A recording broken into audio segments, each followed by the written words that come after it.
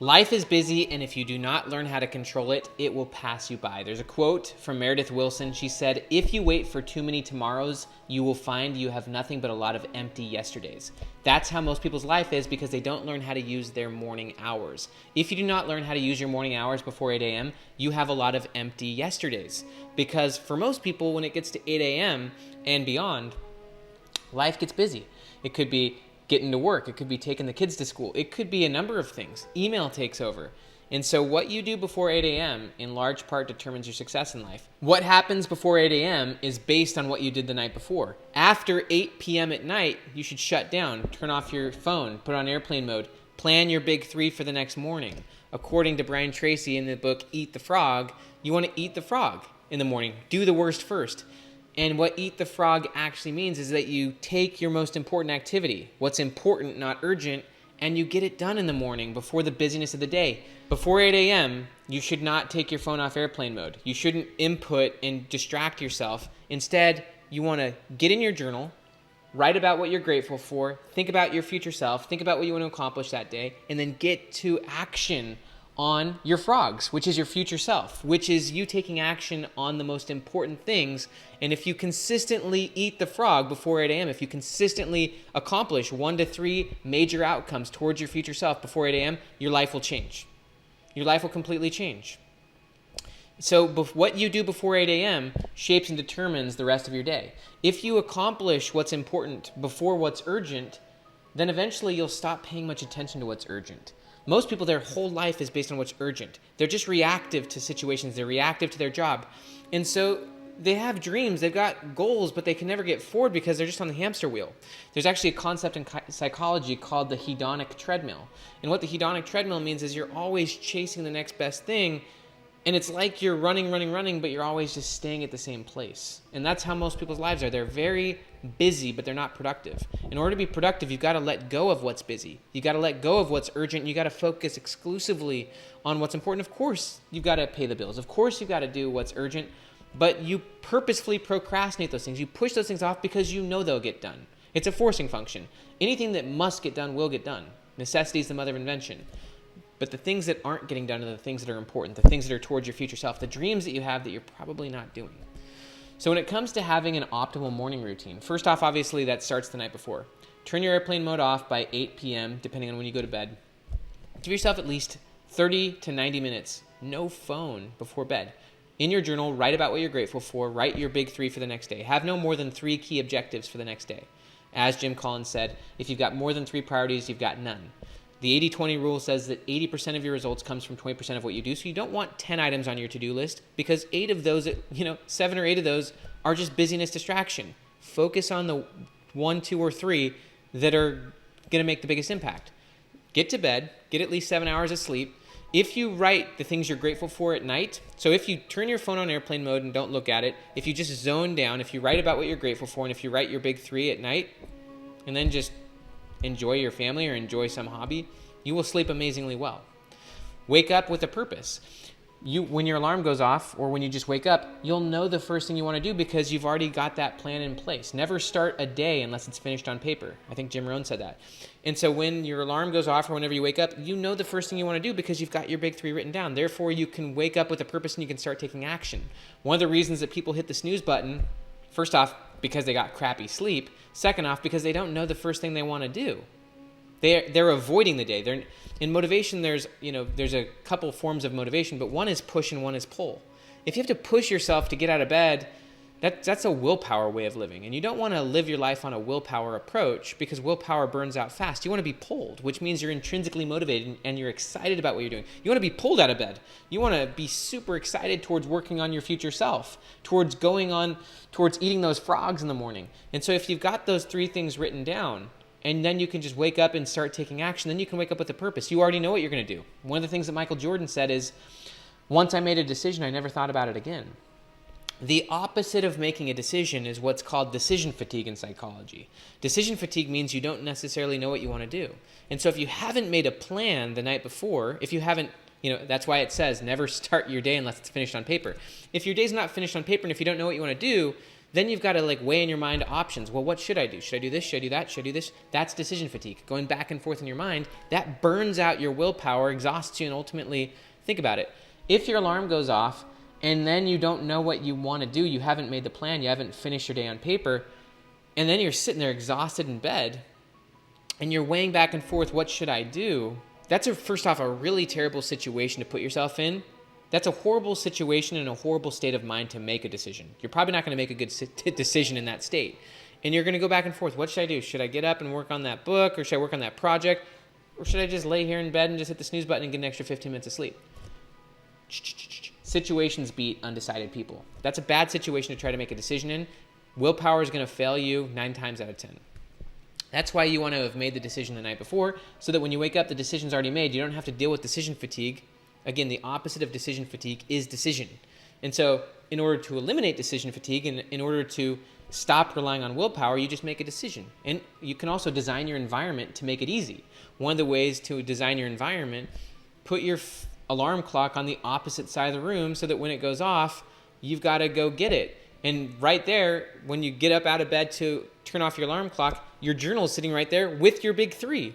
And also you got a huge cup of water sitting right there so you can drink it and hydrate. You've designed the situation so that success is inevitable.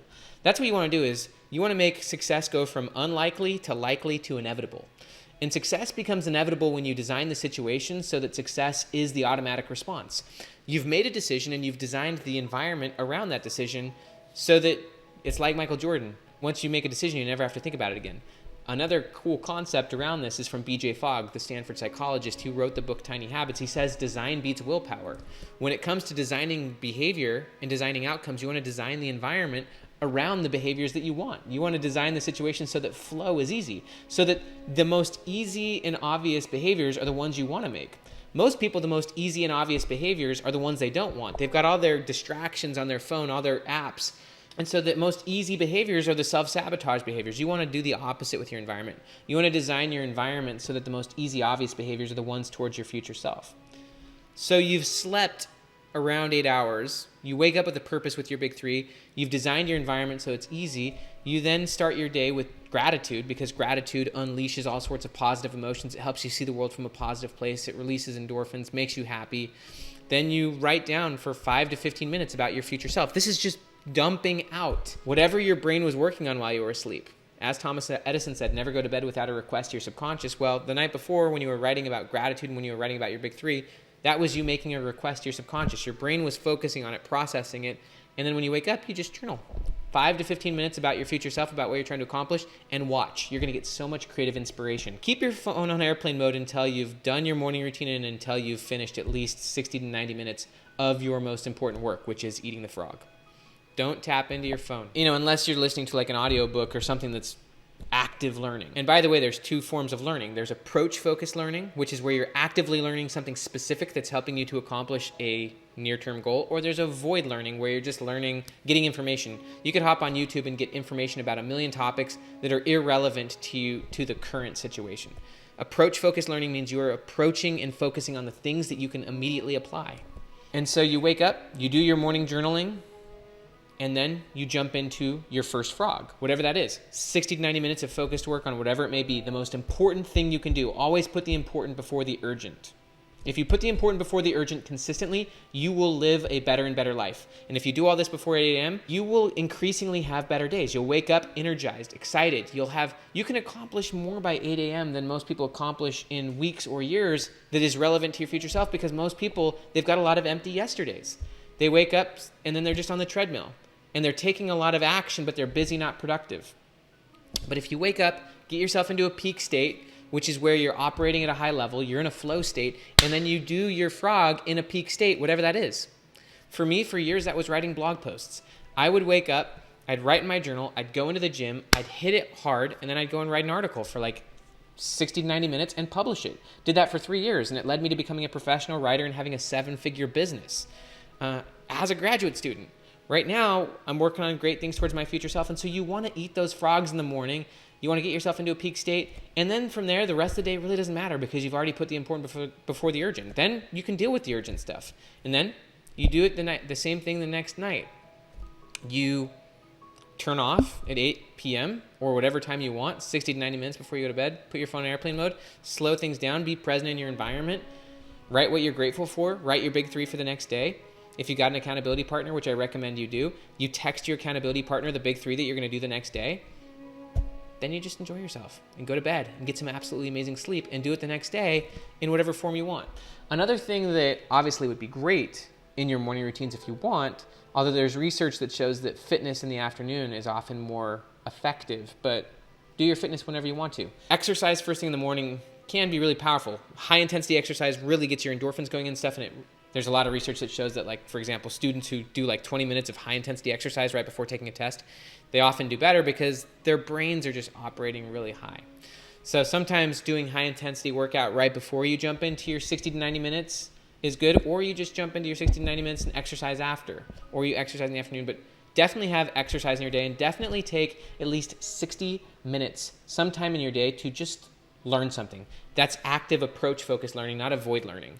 It's easy to be caught in the trap of feeling like you're being productive because you're learning something, whether that's on YouTube or whether that's on a book or a podcast, when it's not learning you're actively applying. Approach focused learning means you're actually learning the thing you need to do right now to take the next step action. You're actually learning stuff that's relevant to what your current and near-term goals are. You want to be an active learner, not an avoid learner.